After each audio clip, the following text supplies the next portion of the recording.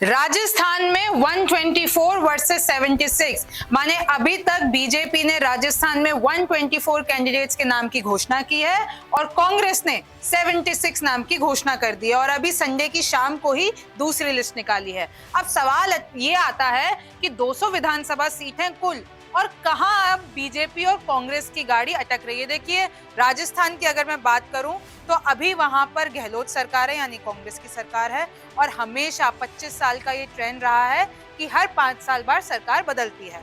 आज रिमझिम के 5 पॉइंट्स में आप देखिए कि कहां अटकी है बीजेपी, कहां अटकी है कांग्रेस, महिलाओं पर किसका ज्यादा भरोसा है, बीजेपी या कांग्रेस, यानी बीजेपी और कांग्रेस में किसने किसको ज्यादा टिकटें दी हैं महिलाओं के मामले में। चौथा है कि क्या कहता है 25 साल का ट्रेंड, और पांचवा है कि आखिर पिछले चुनावों में क्या हुआ।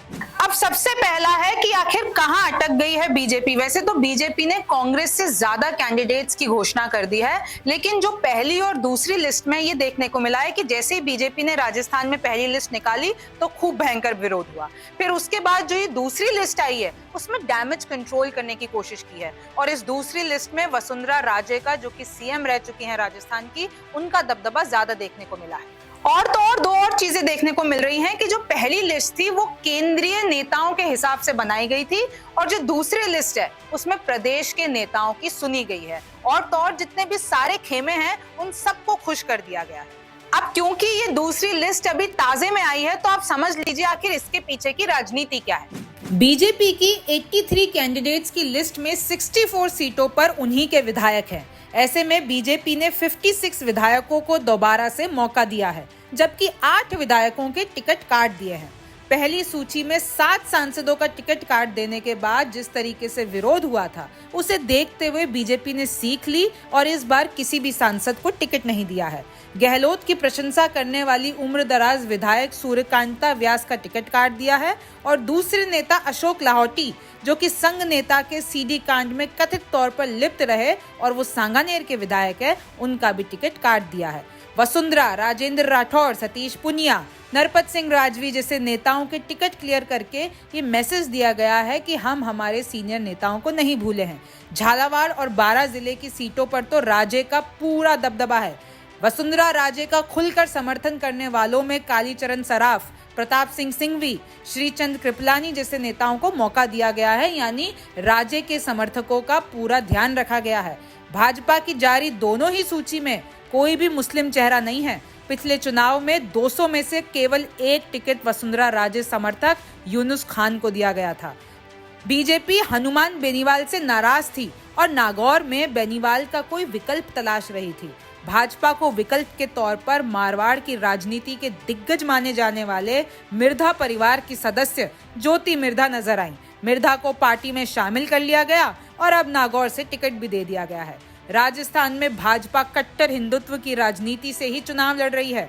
दोनों सूचियां देखें तो अल्पसंख्यक बहुल माने जाने वाली सीटों पर 2 महंतों को उतारा गया है। विद्याधर नगर से टिकट काटने के बाद अब नरपत सिंह राजवी को चित्तौड़गढ़ भेज दिया गया है और विद्याधर नगर से टिकट दिया है दिया कुमारी को। पर इस मूव पर पार्टी कार्यकर्ताओं काफी नाराज हैं और विरोध कर रहे हैं। सबसे ज्यादा चर्चा राजेंद्र सिंह राठौर के सीट बदलने की हो रही है। चुरू में 6 बार विधायक होने के बाद वे चुनाव लड़ने के लिए अब दोबारा तारानगर जा रहे हैं। अब दूसरा है कि कहां अटकी है कांग्रेस। देखिए, राजस्थान की अगर मैं बात करूं तो 25 नवंबर को यहां पर विधानसभा चुनाव है और 3 दिसंबर को इसके नतीजे आने हैं, और अभी तक बीजेपी की तरफ से 124 कैंडिडेट्स अनाउंस हुए हैं और कांग्रेस की तरफ से 76 कैंडिडेट्स अनाउंस हुए हैं। अब जानकार ये बता रहे हैं कि कांग्रेस ने जल्दीबाजी में प्रेशर में आकर बिना मंथन किए इन कैंडिडेट्स का अनाउंसमेंट किया है, क्योंकि ऑलरेडी बीजेपी 2 लिस्ट निकाल चुकी थी।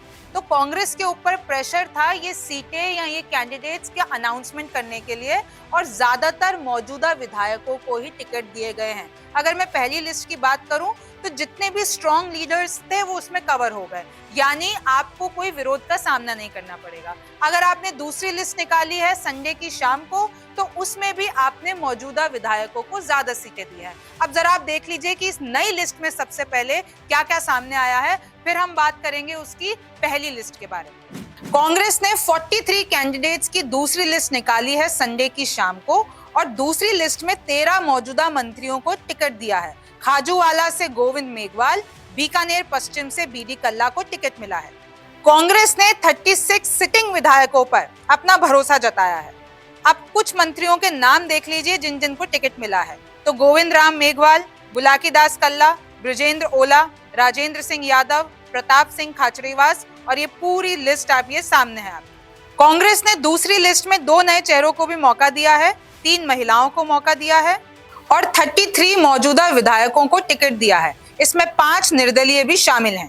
कांग्रेस ने 2 सूचियों में अब तक 20 मंत्रियों को टिकट दिए हैं। हालांकि अभी तक मंत्री शांति धारीवाल और महेश जोशी को टिकट नहीं मिला है।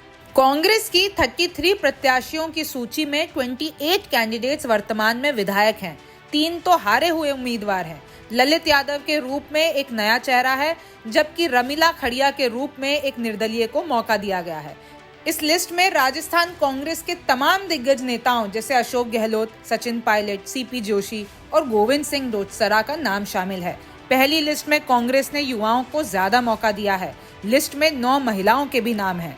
लिस्ट में पूरी तरह परंपरागत और विश्वास पात्रों के नाम हैं। साथ ही गहलोत और पायलट के बीच सामंजस्य भी देखने को मिला है। इस लिस्ट में जहां सचिन पायलट को टोंक से टिकट मिला, वहीं ओसियां से दिव्या मदेरना को उम्मीदवार बनाया गया है। दिव्या राहुल गांधी की अच्छी दोस्त भी हैं और भारत जोड़ो यात्रा में भी शामिल हुई थी। अपने बयानों के लिए वो काफी पॉपुलर रहती हैं। कांग्रेस की पहली सूची में पंजाब कांग्रेस प्रभारी हरीश चौधरी को टिकट दिया गया है। हरीश चौधरी वर्तमान में बायतू से ही विधायक हैं। राहुल गांधी के टीम के भी माने जाते हैं। गहलोत उन 2 विधायकों को भी टिकट दिलाने में कामयाब रहे जिन्होंने सियासी संकट के दौरान सचिन पायलट की सीएम अशोक गहलोत से चुगली की थी। इनमें डीडवाना से मौजूदा विधायक चेतन डूडी और सवाई माधोपुर से दानिश अबरार हैं। सवाई माधोपुर से दानिश अबरार को लेकर लोगों में जमकर आक्रोश है, लेकिन सीएम गहलोत की वजह से विरोध के बावजूद भी दानिश अबरार को फिर से टिकट मिला है। अब तीसरा है कि महिलाओं पर किसका ज्यादा भरोसा है, यानी बीजेपी और कांग्रेस में से किसने ज्यादा महिलाओं पर भरोसा किया और किसने उस भरोसे को कायम रखा। अब तक 124 वर्सेस 76 की लड़ाई में महिलाओं के मामले में कांग्रेस ने बाजी मार ली है। कांग्रेस ने 76 में से 12 महिलाओं को टिकट दिया है। बीजेपी ने कुल मिलाकर 124 की सूची में 14 महिला प्रत्याशी को मौका दिया है। अब ये तो हुई कि राजस्थान में इस लिस्ट में जो अब तक नाम घोषित हुए हैं उसमें क्या हुआ। अब आप पिछले 4 चुनावों का ट्रेंड भी देख लीजिए कि महिलाओं की जो जीत दर है वो 42% है और पुरुषों की जो जीत दर रही है वो 48% रही है पिछले 4 चुनावों में। अब आप यहाँ देखिए कि यहाँ ज्यादा डिफरेंस नहीं है, यानी जितनी सीटें महिलाओं को दी उसमें उन्होंने अच्छा प्रदर्शन किया, इतना डिफरेंस नहीं है पुरुषों में और महिलाओं में। लेकिन जितनी टिकटें मिली, यानी महिलाओं को जितनी टिकट मिली वो 11% है और पुरुषों को जितनी टिकट दी गई वो 89% है। आप ये डिफरेंस देख लीजिए। और इसी में मैं आपको बता दूं कि कांग्रेस में ज्यादा जीत हुई है। कांग्रेस ने ज्यादा अपॉर्चुनिटीज दी है महिलाओं को और वो महिलाएं जीती भी है। और वहीं अगर मैं बीजेपी की बात करूं तो बीजेपी का महिलाओं की जीत के मामले में ग्राफ गिरा है।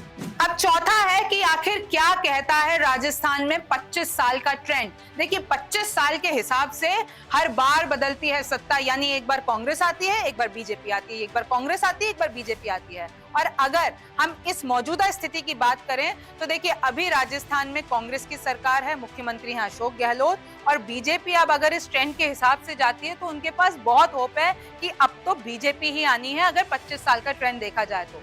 पुराने विधायक कम जीतते हैं। देखिए इस बार मैं आपको बता दूं कि कांग्रेस ने पुराने विधायकों को, अभी जो लिस्ट आई है पहली, उसमें कांग्रेस ने पुराने विधायकों को ही टिकट दी है। लेकिन एक ट्रेंड ऐसा कहता है कि पुराने विधायक कम जीतते हैं। राजस्थान के लोग नए चेहरों को ज्यादा पसंद करते हैं। 28 से 38% है जीत दर, यानी ये बता रहे हैं कि जितनी बार पुराने विधायकों को टिकट दिया गया उसमें से सिर्फ यही रेंज थी, 28 से 38% ही जीत हासिल कर पाए। कुछ बड़े नेताओं ने किया रिपीट, और राजस्थान के कुछ बड़े नेता हैं, चाहे वो बीजेपी के हों या फिर वो कांग्रेस के हों, उन्होंने जरूर रिपीट की है अपनी जीत और वो कई सालों से जीतते आ रहे हैं। अब आप एक नजर डाल लीजिए कि राजस्थान के 2018 विधानसभा चुनाव के क्या नतीजे थे। तो देखिए कुल सीटें हैं राजस्थान में 200, बहुमत का आंकड़ा है 101। पिछली बार कांग्रेस ने जीती थी 100, बीजेपी ने जीती थी 73, बीएसपी यानी मायावती की बसपा ने जीती थी 6, आरएलपी ने जीती थी जो कि हनुमान बेनीवाल की है 3, अन्य के खाते में आई थी 18। अब क्योंकि 2024 के चुनाव भी जल्द ही आने वाले हैं, तो आप देख लीजिए कि राजस्थान में लोकसभा नतीजे क्या रहे थे 2019 के। तो कुल सीटें थी 25 और बीजेपी ने 25 की 25 ही जीत ली थी। कांग्रेस के पाले में 0 आई थी। अब देखिए, राजस्थान में चाहे फिर वो बीजेपी हो चाहे फिर वो कांग्रेस हो, जब तक पूरी 200 विधानसभा सीटों पर कैंडिडेट्स का ऐलान नहीं हो जाता है, तब तक राजनीति और वहां की सीटें और वहां के नतीजे अटके हुए। कोई भी ये पता नहीं लगा सकता है कि आगे क्या होने वाला है, क्योंकि जैसे कि देखा जा रहा है कि बीजेपी और कांग्रेस दोनों ही खेमों में इन कैंडिडेट्स की लिस्ट के बाद विरोध चल रहा है। और अभी जब और नाम घोषित होंगे तो उसके बाद क्या होगा, ये तो वक्त बताएगा। आप न्यूज़ 24 देखते रहिए। मैं हूं रिमझिम जेठानी, फिर मुलाकात होगी। नमस्कार, मैं हूं मानक गुप्ता। अगर आपको हमारा ये वीडियो पसंद आया हो तो इसे लाइक और शेयर जरूर करें। और हां, हमें सब्सक्राइब और फॉलो करना ना भूलें, ताकि आप देश और दुनिया की कोई खबर मिस ना करें। तो जुड़े रहिए हमारे साथ और देखते रहिए न्यूज़ 24।